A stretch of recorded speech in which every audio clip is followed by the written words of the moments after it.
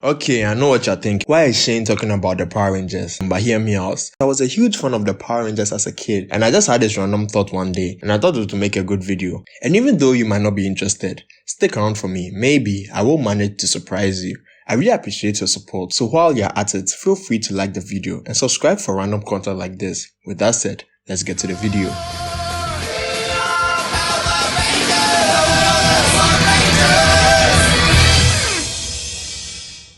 Power Rangers was part of my childhood, and if I remember correctly, Zeo was probably the first one I had watched, and I watched Mighty Morphin not long after, I think. And one thing I noticed was how it started. The introduction to the Rangers was in 2 episodes called A Zeo Beginning Part 1 and 2. I was 5 at the time, so I was obviously watching it with rose-tinted glasses, and upon my rewatch of the episodes, I didn't really enjoy it as much because it was a bit too cartoony. So I figured, what if we reimagined the Power Rangers Zeo origin story? Not changing too much, just removing certain scenes and rearranging a few things. We have a live-action Power Rangers movie, and it didn't do so well in the theaters. I wouldn't say I enjoyed the movie, but I didn't hate it either. I just found some creative choices they took in terms of tone quite weird. Pee in that cup. And I think I kinda get where they are coming from. So, my take on the Power Rangers would have a tone like the Marvel movies, because for a concept as campy and zany as the Power Rangers, I think it would be done justice. The live-action movie tried to have a darker and more adult tone at the beginning, which contradicted the light-hearted jokey vibes at the end. And they tried to add a bit more heart into the movie by trying to make us care for the characters, which would have worked if they didn't try to be dark and edgy and all, to pander to audiences who wouldn't even give a thought to pick up any Power Rangers material. But hey, who knows? The Marvel movies have a lot of witty banter added to them, which you might either love or hate, but knows how to get serious when it's time. With the right director, it could balance out the comedy, the action, the emotional weight, and the other important themes the story needs to tell, while delivering us awesome fight scenes and a little bit of fan service. With their costumes, I wouldn't change too much, except a higher quality version of the ones we already have. And the material should be similar to the upgraded suits in Spider-Man Far From Home. So less bulky and less alien, and a bit more skin tight. The helmet should be retractable though, similar to what we had in the movie, but could be still taken off as an actual helmet.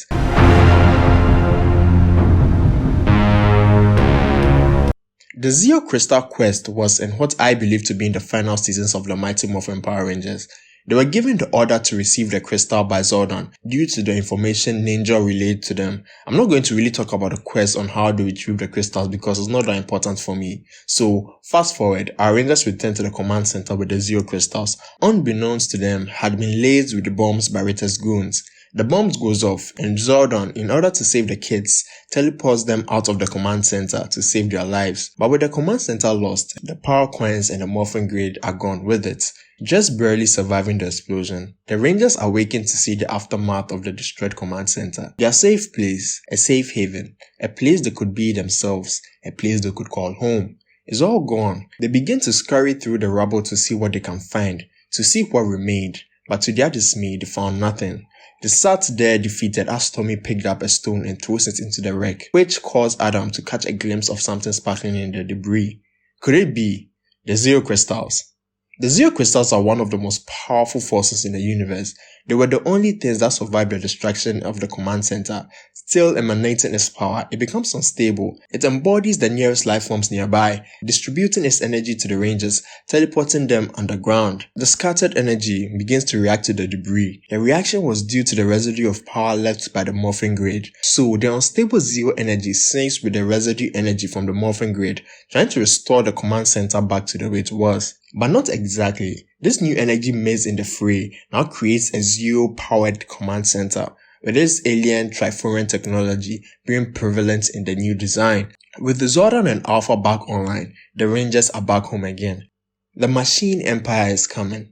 Zordon fills the Rangers in on the attack. The Machine Empire, who are more sinister and more despicable than Rita and Lord Zed, are coming to Earth, and this was their statement, a warning shot if you will. Both the Rangers and their arch nemesis are not safe from the evil machine empire, so Rita and Zed decide to leave the Earth, leaving the Rangers to deal with this threat alone. But without their power coins, how are they going to stop this new threat? They are coming to Earth for the Zeo crystals, the most sought item in the galaxy. Thanks to the Zeo crystals, the command center has been restored, but the Zeo crystals are still a mystery to them. But with some creative thinking, Zordon connected the Zeo crystals to the morphing grid with perfect synergy, provided the Rangers the ability to morph once more. The Zeo crystals itself can be broken into 5 subdivisions, but there are 6 Rangers. Billy, who had already been a Ranger and definitely enjoys the thrill of it, decided to relinquish his position, to stay behind the scenes, to help rather than to be on field, in order to study the true power of the Zeo crystals with Zordon and Alpha, which in turn will help the Rangers immensely with this newfound power source.